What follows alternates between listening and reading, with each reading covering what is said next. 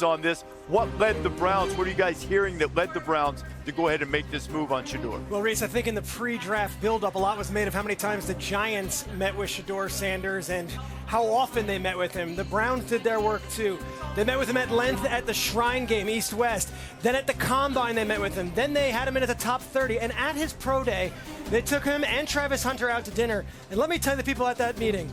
Andrew Berry, Kevin Stefanski, Musgrave, Tommy Reese, Paul DePodesta, Jimmy Haslam, J.W. Johnson, the son-in-law of Jimmy Haslam.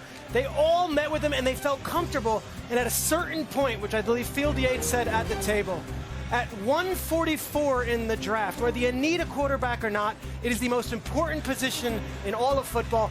They feel comfortable with him, Adam, and they are happy to have him in that quarterback. And let me tell you about two relationships that I think were important here. Number one, Jimmy Haslam. Deion Sanders, Shedeur Sanders developed a relationship during this process with the Browns owner, Jimmy Haslam, and the Browns quarterback coach is Bill Musgrave. Bill Musgrave and Deion Sanders were teammates together on the San Francisco 49ers, and Deion Sanders considers Bill Musgrave to be one of his guys. And now the Cleveland Browns, who have had one of the messiest, ugliest quarterback situations in the league for years, are taking a whole group of quarterbacks and putting them together. They now have Deshaun Watson. They now have Kenny Pickett. They now have Joe Flacco. They now have Dylan Gabriel. They now have Shedeur Sanders.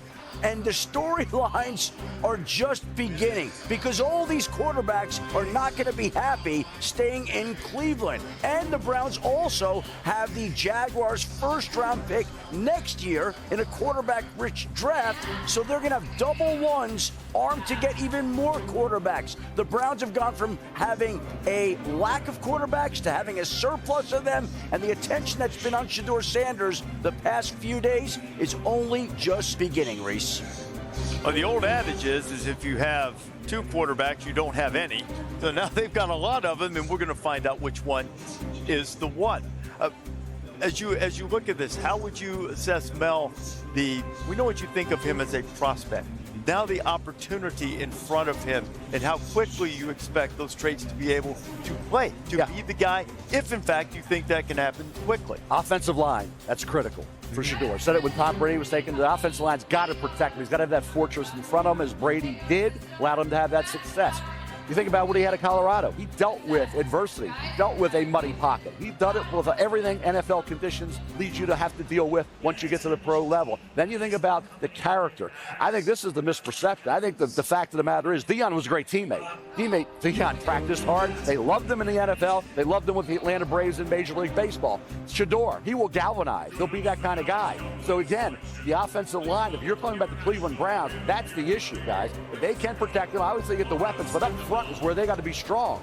You allow him to do his job, and he will be a surgeon. He will pick you apart. I mean, you give Shedeur time. He sees the field.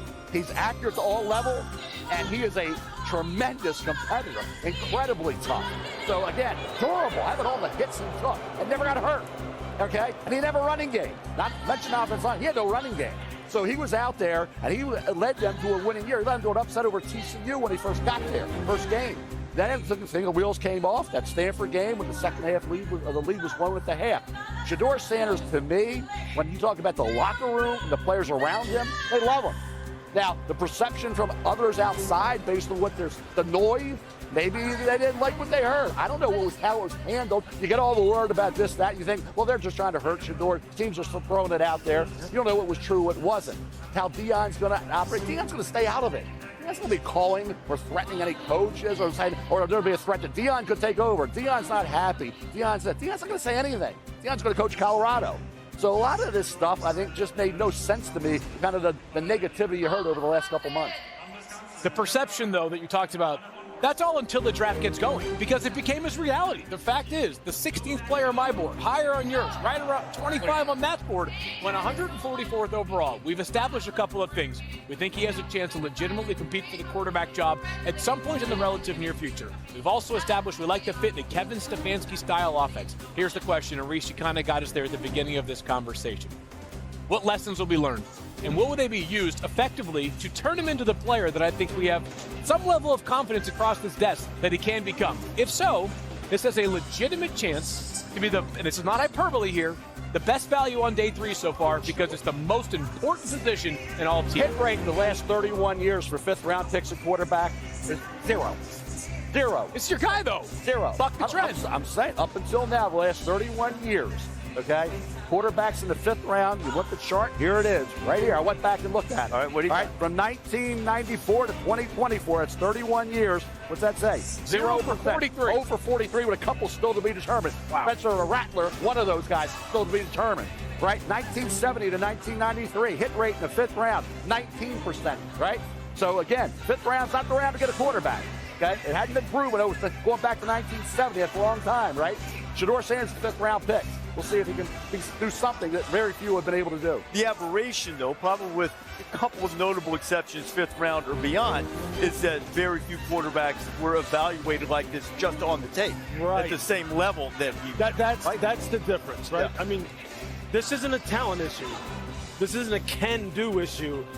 This transcended that, and that's why I think of anybody on that list that you have of fifth round guys, none of them had the skill set that this young man had. This is not about can you play the position. This is about do we want you to play the position for us. That's what this game. Why wouldn't they, Lou? Well, look, that's a whole nother discussion that we've had in many different ways for weeks I would say and that months now. This is not one of the toughest quarterbacks you've ever. But Mel, this isn't about this isn't about quarterback traits and quarterback characteristics, personal football character. That's not about this. This is personal. Has he had an and we know that it is. off the field issue? No, he has not. Mel, you don't have to sell it to me. No, I don't know what we're talking about here. You're right. Personality? You're right. Yes. You're right. But you know what? But Mel, the draft has spoken. That's right. That's the key, Mel. It's not putting a value judgment on whether those who He can passed play. were right or wrong. They did. Yep. So now, whenever you're in circumstances in life, whether you like them, whether you don't like them, whether they're fair or whether they're unfair, you might have to deal with them. That's and right. now Shedeur Sanders has to deal with and it. everything- And for whatever reason, whether he played a minute, microscopic percentage, 0%, or it's a legitimate criticism of the way he conducted himself Right. During the draft process, this was the result. Yeah. Now he has an opportunity to answer it. There's not I mean, I think yelling at the NFL about it is not There's not a quarterback that happens. Boomer Esiason was not happy when he was a second-round pick. Tom Brady was not wasn't happy. They dropped. How'd they turn out? And you know what?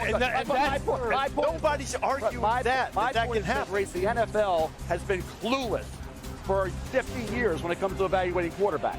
Clueless. No idea what they're doing in terms of evaluating quarterback. That's proof. There's proof of that. How many they times- say we know exactly what we're talking about with quarterback? They don't. Nobody's batted 1,000 there, though. That's correct. Right? I mean, I think that's All that matters now is what happens going forward. We talk about it all the time. There is the evaluation phase, there's the evaluation and selection phase, which we're in right now, and then there's the development and implementation phase. That's where we're heading to right now. That's all that matters for him. Kevin Stefanski, Andrew Berry, And Lou, have at it. quarterbacks now, and Reese, you know it well as anybody, college kids now are getting paid. They're professional. They're getting paid. They're commercials. They're out there. You got to deal with that. If you're the NFL, you got to deal with that. Okay? He's saying whatever he's saying behind closed doors. What's he saying? I want to be the guy. I should be this. I should be that. Deion saying he's the best player in the draft. He's best quarterback. Second best to Travis Hunter. Best quarterback. Who is it? What quarterback out there didn't think they should have been a high first-round pick? again, nobody's criticizing what happened. We're saying he has to deal with the reality of the result from it. Really well. Gino got into the second round. He's doing pretty well, right? Jimmy Clausen, Brady Quinn didn't. But then there's Aaron Rodgers. Chad Pennington went 18. Brett Favre, second round. Boomer Esiason, second round. Dan Marino, late first round. And now you have a situation with Shedeur dropping to the fifth round. Tom Brady, everybody said, okay, he was what, a fifth round pick. When Tom Brady was drafted, there was a quarterback that went 18th. That was Chad Pennington. A quarterback went in the third round. That was Giovanni Parmazzi from Hopkins. When Tom Brady got there, what did he tell Robert Kraft? They told him, hey, you're our sixth round pick. He said, yeah, you're the best decision your organization ever made than me, right? So we're talking about, are you